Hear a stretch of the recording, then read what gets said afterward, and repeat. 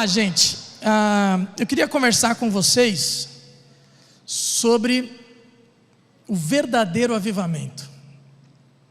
E é interessante falar isso porque quem foi na vigília do presbitério, na sexta-feira, teve uma palavra sobre isso. E até o Guto estava lá quando o Elinho começou a pregar e falar, tinha algumas palavras no momento de oração. E aí quando ele começou a falar, eu mostrei para o Guto, falei, não acredito, olha isso. Eu mostrei o estudo e falei, essa aqui é a minha mensagem de domingo. E ele falando e citando exatamente os mesmos livros e os mesmos autores. Muito interessante, a gente bebeu na mesma fonte. Porque a pergunta que surge é, todos nós desejamos um avivamento. Nós cantamos sobre isso, nós desejamos isso, nós oramos sobre isso. Mas de fato, o que significa um verdadeiro avivamento? De fato, o que significa a igreja do Senhor Jesus ser avivada? Porque quando eu olho para momentos como esse, um momento de missões, um momento de suprir a necessidade, um momento de chegar lá, nós oramos e desejamos tanto. E eu cresci ouvindo que a igreja brasileira seria o celeiro de missões para o mundo todo. Eu cresci ouvindo que daqui surgiria um verdadeiro, um grande avivamento. Eu cresci ouvindo isso. E na verdade eu não cresci muito, mas passaram-se os anos, eu fiquei mais velho, cresci não muito, mas eu fiquei mais velho, e ainda sinto esse desejo, mas ao mesmo tempo ainda vejo essa necessidade.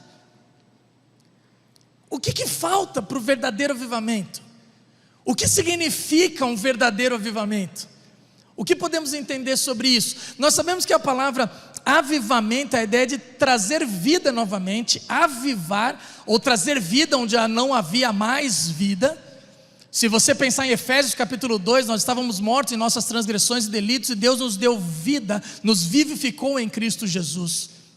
Mas ao mesmo tempo ela significa a ideia de preservar, ou até mesmo no grego, no original grego, tem muita ideia de você reacender uma chama que está se apagando. Um dos grandes avivalistas foi Jonathan Edwards. E tem um livro do Martin Lloyd-Jones que ele escreve sobre a vida de Jonathan Edwards. E ele faz todo o cenário e conta, mas eu estou olhando aqui o nosso tempo e eu vou ter que dar uma corrida, mas eu vou só resumir porque ele fala de um sermão dele, que é aquele sermão que é muito conhecido, Pecadores nas mãos de um Deus irado. Esse sermão ficou conhecido, se transformou em livro. É um livro que não sei se ainda faz, mas dá para você encontrar em sebo e tudo mais. Pecadores nas mãos de um Deus irado. E esse sermão não foi pregado como nos moldes de hoje, né, com eloquência, usando de audiovisual, pensando no som, pensando nesse momento. Não, ele foi lido, literalmente lido. Jonathan Edwards subiu no púlpito e ele começou a ler o seu sermão.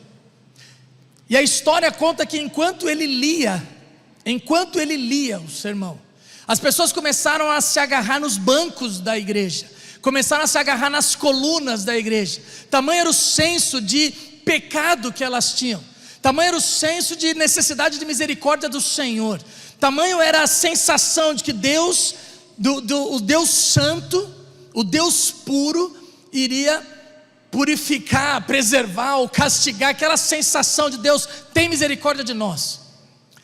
A partir desse sermão, Pecadores nas mãos do Deus irado, de Jonathan Edwards, iniciou um processo de extremo avivamento, que não ficou preso na igreja, que começou com os irmãos, que começou com quem precisava de vida, mas que se estendeu para a sociedade.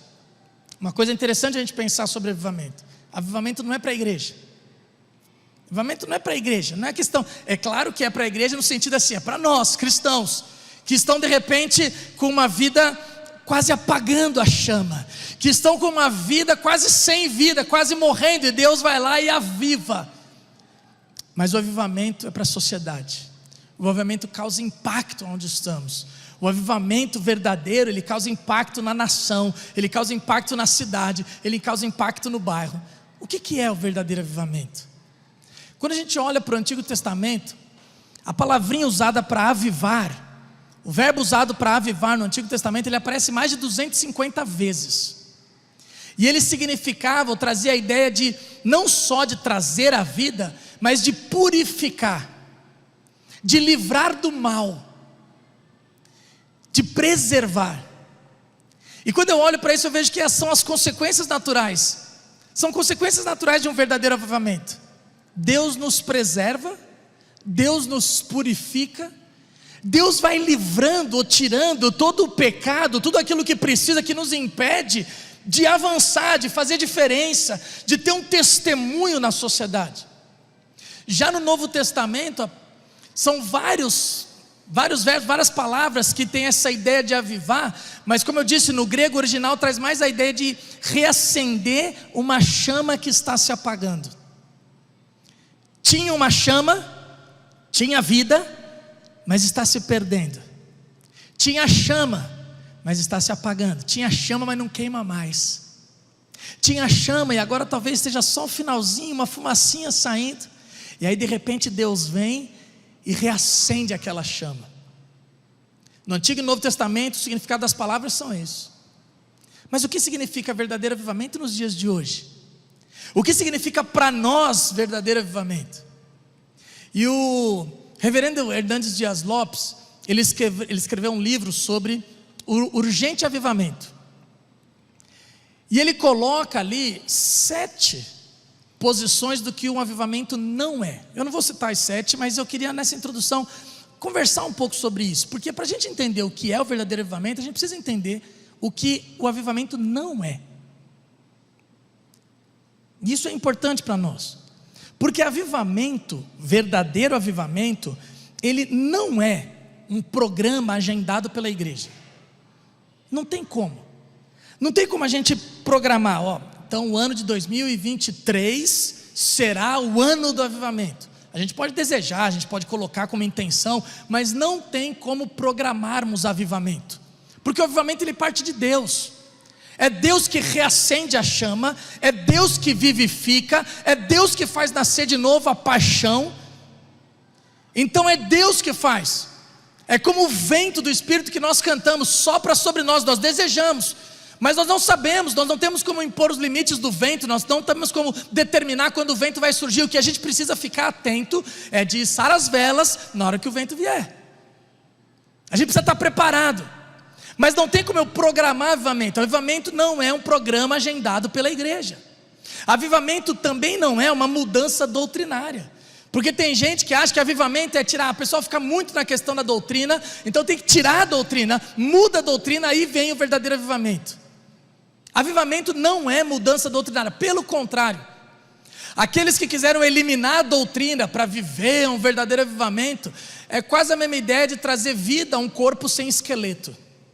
Não tem estrutura. Ou construir uma casa sem o alicerce. Quando a gente tira a doutrina de um verdadeiro avivamento, a gente tem a grande possibilidade de produzir esses efeitos emocionais, experiências subjetivas que de repente não se vão. É o velho castelo de cartas.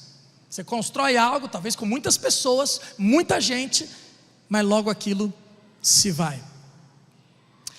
O verdadeiro avivamento não é uma mudança litúrgica. Verdadeiramente, avivamento não é simplesmente, quer saber, a gente precisa mudar a liturgia, precisa mudar tudo, porque daí o avivamento vem.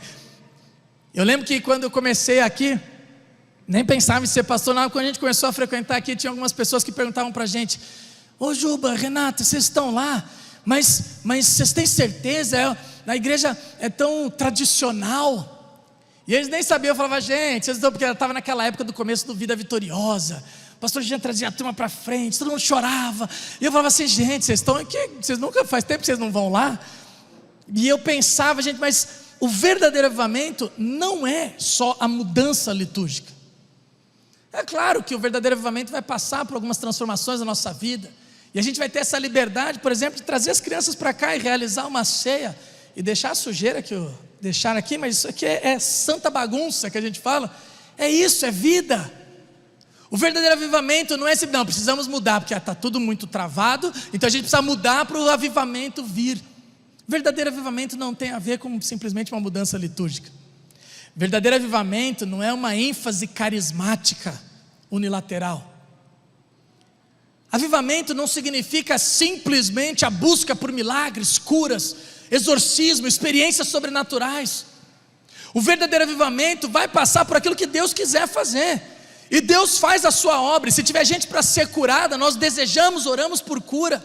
Se tiver gente para ser restaurada, nós oramos e desejamos por restauração. E se tiver gente precisando de milagres sobrenaturais, nós oramos e cremos que Deus pode fazer. Mas verdadeiro avivamento não é só isso.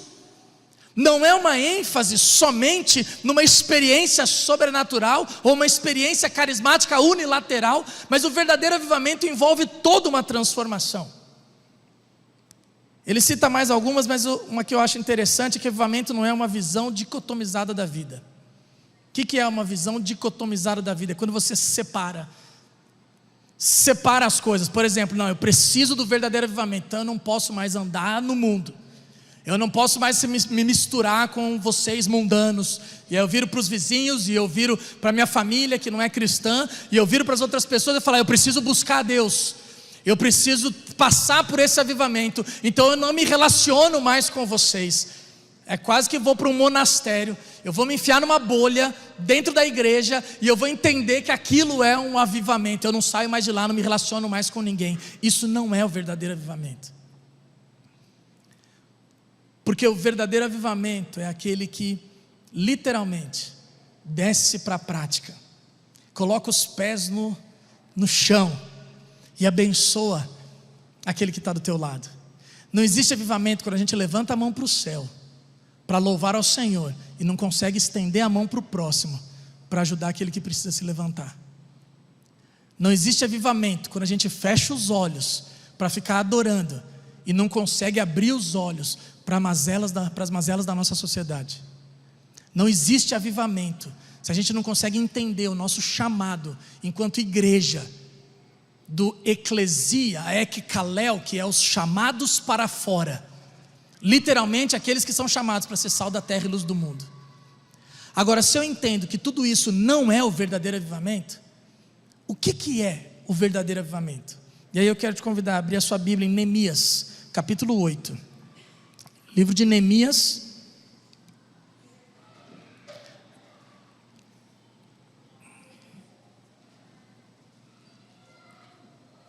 Neemias no capítulo 8,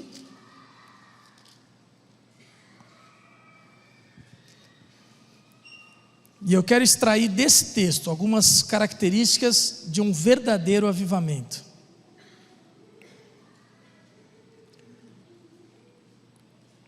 O contexto de Neemias é muito interessante, porque Neemias ele está ali atrás, né, de Jó, Esther, Neemias, Esther, Jó, Salmos, Provérbios, está lá. Só que, cronologicamente, Neemias é contemporâneo aos 3 últimos profetas do Antigo Testamento. Por ordem cronológica, Neemias está lá perto de Ageu, Zacarias e Malaquias. Neemias é no final do Antigo Testamento. Neemias é o retorno, porque quando eles colocaram as ordens da Bíblia, colocaram como livros históricos, e por isso ele se encontra antes ali de Salmos, todos os profetas. Mas ele é retorno do cativeiro babilônico. Então, quando você pega o primeiro capítulo de Neemias, se você passar os teus olhos, você vai ver o contexto que se encontra. A cidade está destruída. Neemias está na Babilônia. Ele pergunta para aqueles que tinham vindo de Jerusalém, como é que está o nosso povo, como é que está a cidade, e eles falam, a cidade está destruída. A cidade está destruída, o templo está destruído, os muros estão destruídos, não tem plantação, não tem economia, não tem gente viva, está todo mundo morto, assim, é uma desgraça, o contexto é de uma desgraça. Neemias então se propõe a voltar. Neemias volta, e tem toda a história do capítulo 2, ele vai observando os muros, ele chama a turma para reconstruir os muros, eles reconstroem os muros em 52 dias, ele anima o povo, ele começa a ter oposição, e ele trabalha enquanto tem oposição. Neemias é um livro sensacional, principalmente para a liderança, excepcional. E quando chega no capítulo 8, os muros reconstruídos, eles fazem, e a Bíblia que é o primeiro registro, não estou dizendo que não tinha antes, mas é o primeiro registro de um culto público nos moldes que nós temos hoje. Se você prestar atenção, capítulo 8 de Neemias, eles constroem um palanque de madeira, para as pessoas ficarem visíveis. Eles constroem um púlpito, e o púlpito é para a Bíblia, Isso é muito interessante. O púlpito não é para o pastor. Hoje a gente tem, púlpitos da moda, púlpitos diferentes, púlpitos com relógio, púlpitos para colocar no notebook, tem todo negócio, mas púlpito é para a Bíblia. Púlpito é para trazer a centralidade das Escrituras no nosso meio, no nosso culto, na nossa adoração. Púlpito não é para pastor, púlpito é para a Bíblia, para trazer essa importância, a centralidade das Escrituras na igreja. Eles constroem então um palanque de madeira, eles constroem um púlpito para a Bíblia, e diz lá que os escribas subiam, e eles liam as Escrituras Sagradas, e eles então iam explicando as Escrituras Sagradas. Um culto nos moldes que nós temos hoje, é o primeiro registrado na Bíblia. Enquanto eles liam, eles explicavam, enquanto eles liam, eles explicavam, e isso foi desde o nascer do sol até o meio-dia. Então não precisa olhar o relógio não. Se você já está achando que o culto está longo hoje, já pega aí a visão, porque aqui do nascer do sol até o meio-dia eles fizeram isso. Então não adianta olhar o relógio que eu não vou parar, brincadeira, pode deixar que eu vou.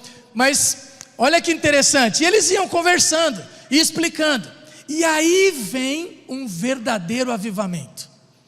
É nesse contexto que aqui nasce um verdadeiro avivamento, e é o que eu quero compartilhar com vocês. Então Neemias capítulo 8, eu vou ler desde o versículo 9, quando diz assim: então Neemias, o governador, Esdras, o sacerdote e escriba, e os levitas que estavam instruindo o povo, disseram a todos: esse dia é consagrado ao Senhor o nosso Deus, nada de tristeza e de choro, pois o povo estava chorando enquanto ouvia as palavras da lei. E Neemias acrescentou: podem sair, comam e bebam do melhor que tiverem, e repartam com os que nada têm preparado. Esse dia é consagrado ao nosso Senhor. Não se entristeçam, porque a alegria do Senhor é a nossa força. Os levitas tranquilizaram todo o povo, dizendo: acalmem-se, porque esse é dia santo, não fiquem tristes. Então todo o povo saiu para comer e beber, repartir com os que de nada tinham preparado, e para celebrar com grande alegria, pois agora compreendiam as palavras que lhes foram explicadas. No segundo dia do mês, os chefes de todas as famílias, os sacerdotes e os levitas, reuniram-se com os escribas, Esdras, para estudarem as palavras da lei. Descobriram na lei que o Senhor tinha ordenado, por meio de Moisés, que os israelitas deveriam morar em tendas durante a festa do 7º mês. Por isso anunciaram em todas as suas cidades em Jerusalém: saiam às montanhas e tragam ramos de oliveiras cultivadas, de oliveiras silvestres, de murtas, de tamareiras e de árvores frondosas, para fazerem tendas, conforme está escrito. Então o povo saiu e trouxe ramos, e eles mesmos construíram tendas nos seus terraços, nos seus pátios, nos pátios do templo de Deus, e na praça junto à porta das águas, e na que fica junto à porta de Efraim. Todos os que tinham voltado do exílio construíram tendas e moraram nelas, desde os dias de Josué, filho de Num, até aquele dia. Os israelitas não tinham celebrado a festa dessa maneira, e grande foi a alegria deles. Dia após dia, desde o primeiro até o último dia da festa, Esdras leu o livro da lei de Deus. Eles celebraram a festa durante 7 dias, e no 8º dia, conforme o ritual, houve uma reunião solene.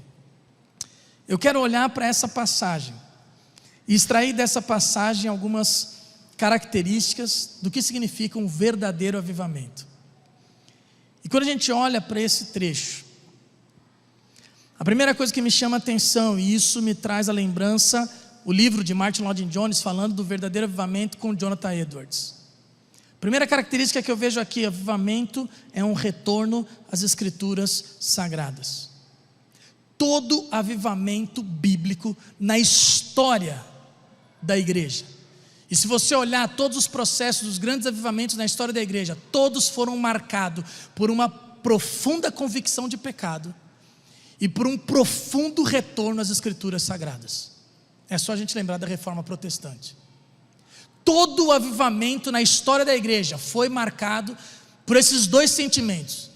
Primeiro, uma grande consciência de que nós somos pecadores, que nós precisamos de mudança, que nós precisamos da misericórdia e da graça do Senhor Jesus, que nós necessitamos dele para viver, porque nós não somos merecedores nem do ar que respiramos, nós somos merecedores da cruz e da morte.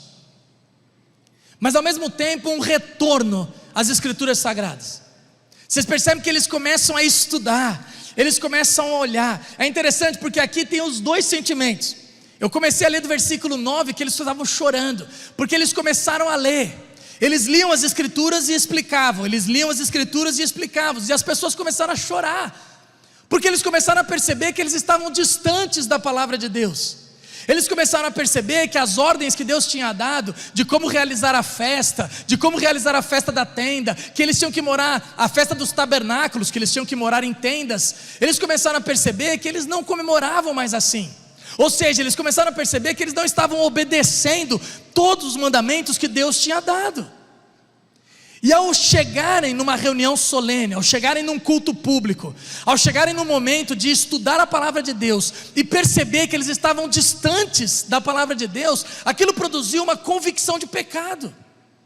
E aí eles chamam Esdras, no texto que nós lemos, e querem estudar a Bíblia. Eles chamam Esdras e falam: nós precisamos estudar mais, nós precisamos conhecer mais isso. E estudando junto com Esdras, eles percebem: puxa vida, nós nem realizamos a festa do jeito que Deus mandou. E aí eles saem anunciando todo mundo: gente, nós precisamos voltar às Escrituras Sagradas, nós precisamos voltar a obedecer as normas e as leis que Deus deixou, nós precisamos realizar tudo aquilo que está escrito ali. E fala que o povo se animou e houve grande alegria por um retorno às Escrituras Sagradas.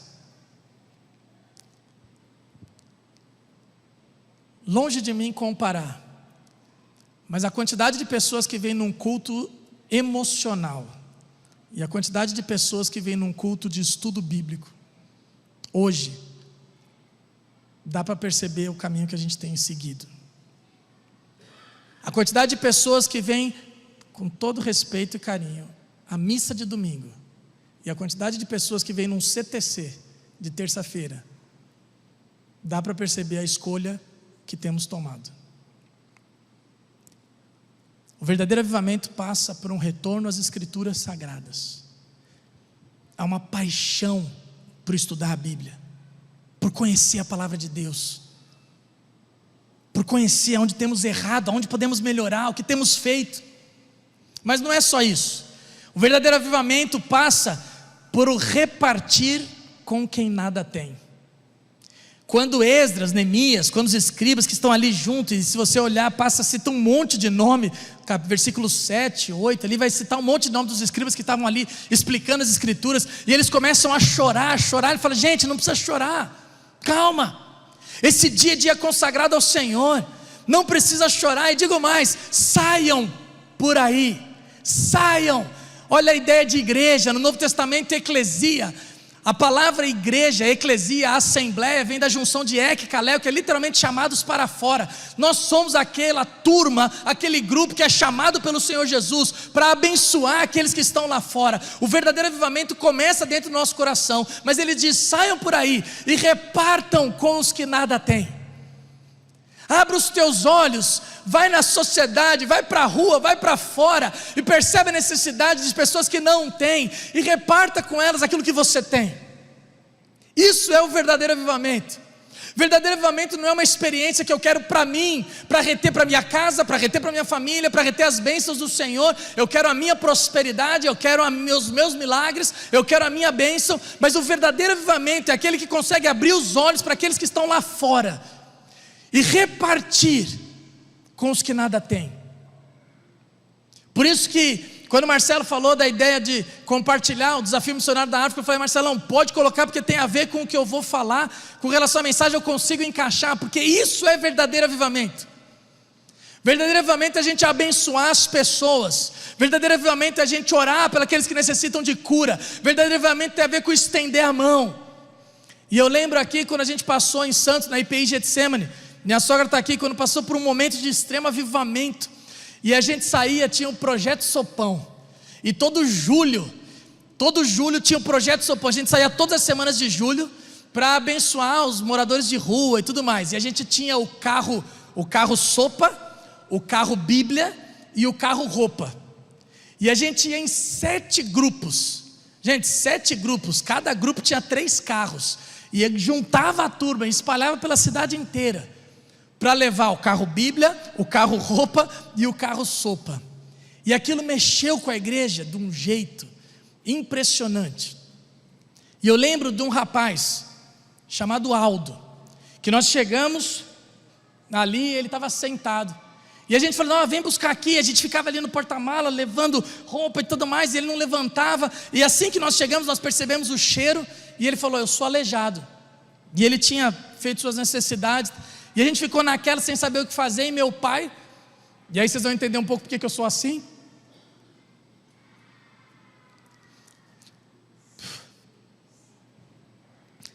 Porque daí meu pai pegou o chocolate, que eram 2 presbíteros, o chocolate era um presbítero lá, que é professor de capoeira, e os 2 pegaram e levaram ele para a igreja, e deram um banho nele.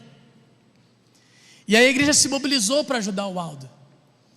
E aí deram um curso profissionalizante, fizeram todo o esquema, e ele começou a trabalhar, e arrumamos um cantinho, mobiliamos a casa toda. E depois de um ano e pouco, o Aldo, numa crise de abstinência, o Aldo vendeu toda a casa que ele tinha, todos os móveis, entrou num táxi, comprou tudo em cocaína e falou para o camarada, anda pela cidade, só não para porque eu não quero ser preso, mas eu vou aqui cheirar dentro do seu táxi a noite inteira, até onde tiver dinheiro. E aí depois nós fomos atrás do Aldo novamente. E só para finalizar, meus pais são padrinhos de casamento do Aldo. O Aldo hoje é obreiro numa clínica de recuperação de dependente químico, casado. Meus pais são padrinhos de casamento dele. E eu lembro de um outro cara chamado Índio, que nós encontramos na rua, e o Índio falava que era chefe de cozinha. E aí meu pai falou assim, tá bom então se você é chefe de cozinha, a gente já estava conversando, então você vai fazer um jantar lá em casa. E aí o Índio foi lá e falou assim, tá bom, então você manda o que é para comprar, eu vou comprar, e aí você vai lá cozinhar. Quando o cara mandou a listinha, meu pai falou, o que eu fiz? Porque era só um negócio de frutos do mar, era só um negócio caro. A gente já pensou, meu Jesus, né? E agora, o que vai dar? Será que esse cara vai cozinhar mesmo? Rapaz, vou te falar, um jantar sensacional. O cara era chefe de cozinha mesmo. Porque a gente encontra gente assim na rua. O verdadeiro avivamento tem a ver com estender a mão. Não tem como a gente levantar a mão em louvor e adoração e não conseguir estender a mão para aquele que nada tem. E ele diz aqui, abra os teus olhos, sai nas ruas e reparta o que você tem, porque tudo o que você tem, presta atenção nisso, tudo o que você tem, inclusive de conhecimento, de experiência espiritual, de conhecimento bíblico, tudo o que você tem, não é para ficar para você, é para você abençoar alguém. O único dom, inclusive falando em dons do Espírito Santo, o único dom que é para edificação própria é o dom de línguas. Todos os outros dons são serviço à comunidade, são visando o próximo, são visando a outra pessoa. Tudo o que Deus te dá, de experiência, de talento, de dinheiro, tudo que Deus te dá é para você abençoar alguém, não é para ficar para você. Então pensa nisso. O verdadeiro avivamento tem a ver com o repartir com os que nada têm. E por fim, o verdadeiro avivamento tem a ver com voltar a praticar as boas obras que a gente fazia no início. O que me chama a atenção nessa passagem é que quando eles olham nesse verdadeiro avivamento, que parte sim de uma emoção, porque nós somos seres integrais, eles começam a chorar e Deus envolve as nossas emoções, e nós choramos, e nós levantamos as mãos, e nós nos emocionamos, mas não pode ficar só nisso. E aí eles vão para um retorno às escrituras sagradas, eles saem às ruas para repartir com os que nada têm, e aí eles percebem, estudando as escrituras, que eles estavam longe, que eles nunca mais tinham realizado. Se você lembrar da leitura, desde Josué eles não realizavam as festas como deveria, ou seja, fazia muito tempo que eles não seguiam as instruções que estavam na Bíblia. E aí eu fico lembrando da carta do Apocalipse lá, a carta das 7 igrejas, a carta de Éfeso, quando fala do primeiro amor, lembra que abandonaste o teu primeiro amor. E a gente tem muito a noção, a ideia, porque nós somos seres passionais, nós somos latinos, nós somos brasileiros, e nós somos emotivos e emocionais, e a gente fica muito nessa questão. Quando fala de primeiro amor, a gente acha que é essa emoção, que é esse sentimento, que é essa questão de eu não sinto mais, eu não sinto mais. E se você ficar esperando o teu sentimento para o verdadeiro avivamento, talvez não venha. Lembra de Apocalipse capítulo 2, quando ele fala da igreja de Éfeso, e fala, abandonaste o teu primeiro amor? Qual é o conselho que ele fala? Ele fala, lembra-te de onde caiu, se arrependa e volte a praticar as obras que fazia no início. Lembra-te de onde caiu, se arrependa e volte a praticar as obras que fazia no início. Volta a fazer. Porque tem gente que chega assim e fala assim, eu quero verdadeiro avivamento, porque antigamente a gente orava, e a gente fazia isso, e a gente passava horas orando. Volta a fazer. Mas eu não sinto mais vontade. Mas a Bíblia não está falando sobre ter vontade, a Bíblia está falando sobre voltar a praticar as obras que fazia no início. Foi isso que o grupo de Neemias fez. O que precisava fazer? Precisava fazer a festa nas tendas. Então volta a praticar as obras que fazia no início. É porque antes a gente doava muita coisa, então volta a doar. Porque antes a gente ouvia louvor, volta a ouvir louvor. Eu não sei o que você fazia no início que você deixou morrer. Eu não sei o que tinha na tua agenda, no teu comportamento, nos teus hábitos que você deixou morrer. Mas a questão é, volta a praticar as obras que você fazia no início. Porque verdadeiro avivamento é você obedecer ao Senhor e voltar a praticar as obras que você fazia. É reacender aquilo que um dia morreu. É reavivar aquela chama que está apagando. É aquilo que você lembra e fala, puxa vida, eu não faço, mas eu não sinto mais desejo, eu não sinto mais vontade. Faça. Obedeça, que Deus vai trabalhar com as tuas emoções. Depois, o desejo, o sentimento, tudo isso Deus faz. Deixa com Deus, mas obedece e volta a praticar as obras que fazia no início.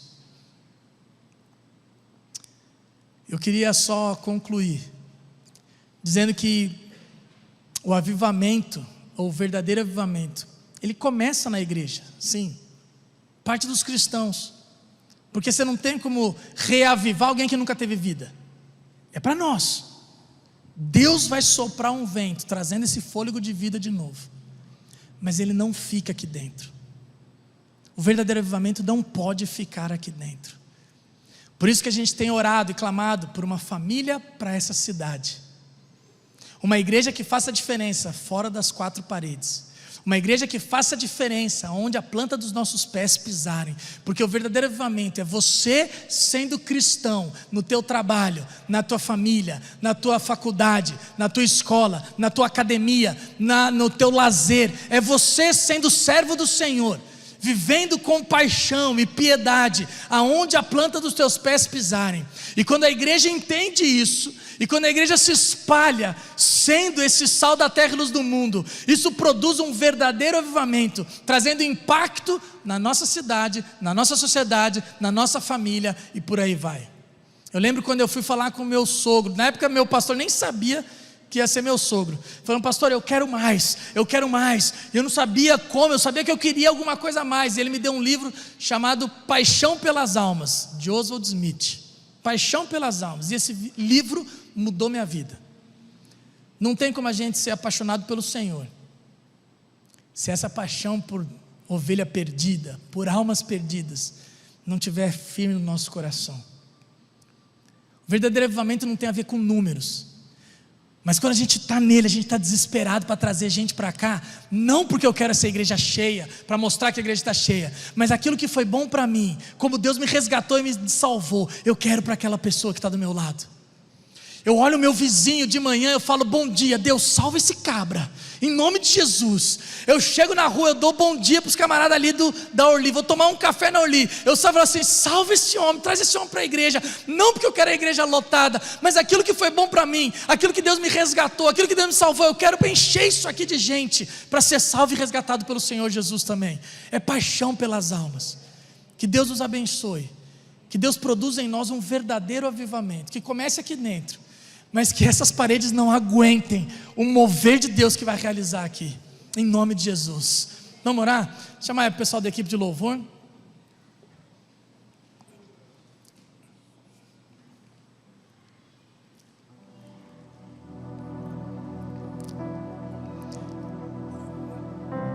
Você pode se colocar de pé? E eu não vou fazer um apelo, porque na verdade eu creio que se eu fizesse esse apelo, todo mundo tinha que sair e vir para cá, inclusive eu, a partir de mim. Porque quando a gente fala de espiritualidade e vida cristã, eu creio que nós sempre estaremos aquém. Sempre a gente vai ter algo para melhorar. Sempre vai ter um degrau a mais para subir. Até chegar ao céu, até a eternidade, nós sempre teremos algo a aprender. Mas eu quero que você pense em alguma coisa que você deixou morrer na tua vida, na tua caminhada cristã, na tua história, na tua espiritualidade. Alguma coisa que você deixou de praticar. Alguma coisa que você tem saudade, fala assim: puxa, a vida era tão bom e nós paramos de fazer. E peça para Deus reacender, reavivar, renascer isso no teu coração. Você sabe o que é. Você sabe o que é. Eu tenho certeza que o Espírito Santo vai falando aos nossos corações, como eu sei o que Deus está falando para mim durante toda essa semana, e o que está me lembrando agora. Eu sei o que Deus está falando comigo, que eu preciso reacender. Deixa Deus falar ao teu coração, e tenha coragem de pedir para Ele: reaviva, Senhor, a tua obra. Faz acender essa chama de novo, que eu deixei apagar lá atrás, que eu parei de praticar. Vamos cantar?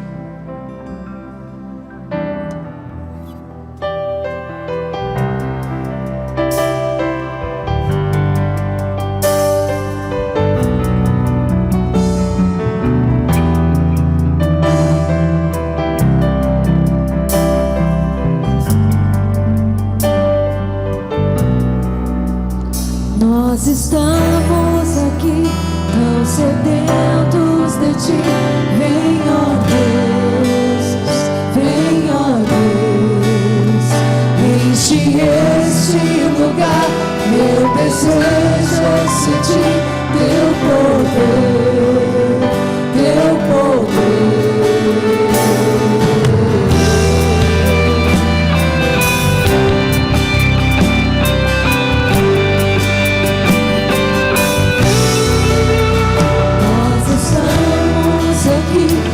Sedentos de Ti, vem, ó Deus, enche este lugar. Meu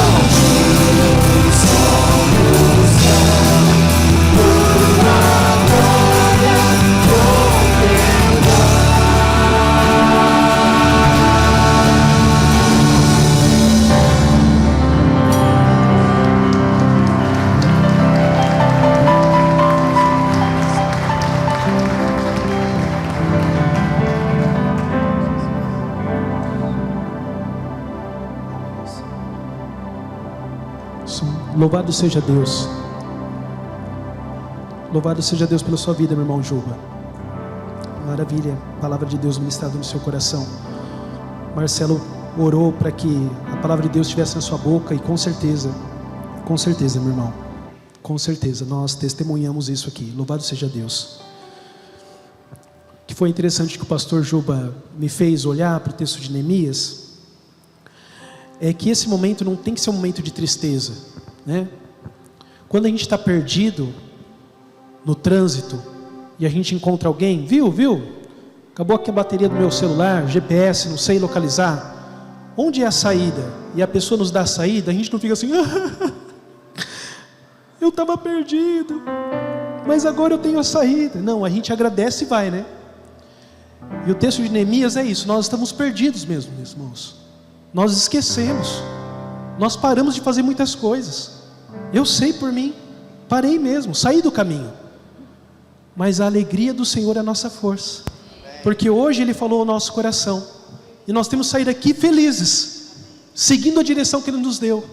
A alegria do Senhor é a nossa força. Louvado seja Deus. Esse dia não é um dia de tristeza. Não vá para casa e fique assim, de fato eu desviei do caminho do Senhor. Não, vá para casa, já saia daqui na direção daquilo que Deus nos deu. O novo tempo é em restaurar as coisas antigas. Um novo tempo é restaurar as coisas antigas. Então aquilo que enquanto o pastor Juba estava aqui ministrando, que o Espírito Santo falou ao meu coração, o seu coração, o coração da igreja, saiamos pegando isso como um propósito de cumprimento, e a alegria do Senhor é a nossa força. Juba disse que eles começaram do nascer do sol aproximadamente umas 6 horas, agora é meio-dia, então nós temos até as 4 horas da tarde para estar aqui. Mas eu sinto a vontade mesmo de orar, e eu quero fazer uma oração, e depois pedir para o pastor Juba fazer uma outra oração. A primeira oração é para aqueles que precisam ir. Se você precisa ir, fique à vontade, nós vamos fazer um semi-encerramento. Mas se você deseja vir aqui, se ajoelhar e conversar um pouco mais com Deus em comunhão, aí nós vamos ter um momento para clamar a Deus, diante daquilo que o Espírito falou ao nosso coração. Podemos combinar assim? Então sem constrangimento, tá? Pastor, mas minhas roupas não varar, a água já está lá fervendo, estou com visita. Sem constrangimento, nós vamos orar, inclusive por você também, sem constrangimento, não tem constrangimento algum de sair. Mas se você deseja ficar, porque o Espírito Santo disse algo ao seu coração, e você quer se prostrar aqui em comunhão, não porque esse lugar é especial, mas você quer se prostrar junto com seus irmãos e irmãs, e aí o pastor Juba vai fazer uma oração por nós. Podemos combinar dessa forma? Tá? Nessa oração eu quero citar o Vanderlei. Alguém trouxe aqui esse pedido, Vanderlei, que acho que tem como apelido Pelé, que está na UTI. Nós vamos orar por esse irmão. Louvado seja, Senhor. Nós começamos essa manhã juntos dizendo bendito seja o Senhor, e encerramos esse encontro também dizendo mais uma vez, bendito seja o Deus que nos recebe em sua casa, o Deus que fala conosco, o Deus que ministra no nosso coração, o Deus que deseja nos avivar, nos revivar, trazer uma nova vida. Pai, nós queremos ser vivificados diante da Tua presença. E obrigado porque hoje é o dia da salvação. O Senhor já nos trouxe um direcionamento muito claro, no profundo do nosso coração, aquilo que precisamos retomar, as veredas que precisamos voltar, os caminhos que perdemos, o Senhor trouxe ao nosso coração. Eu tenho plena certeza disso, de que o Senhor falou ao coração do meu irmão e da minha irmã, aquilo que precisa ser retomado, e isso não é para constrangimento, é para salvação. Por isso, bendito seja, que nós não temos um Deus que fica discutindo conosco os caminhos antigos, mas temos um Deus que aponta uma nova direção.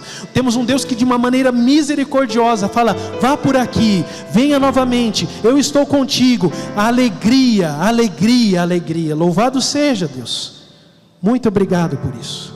Que meu irmão e que minha irmã saia daqui, Deus, pronto a retomar o caminho, retomar o caminho. E que a graça misericordiosa, meus irmãos, do nosso Senhor Jesus Cristo, que o seu amor incondicional e eterno, e a comunhão, companhia do Espírito Santo, esteja com você, no seu coração, com sua casa, com seus filhos, na realização do seu trabalho, não somente hoje, mas para todo sempre. Amém. Amém.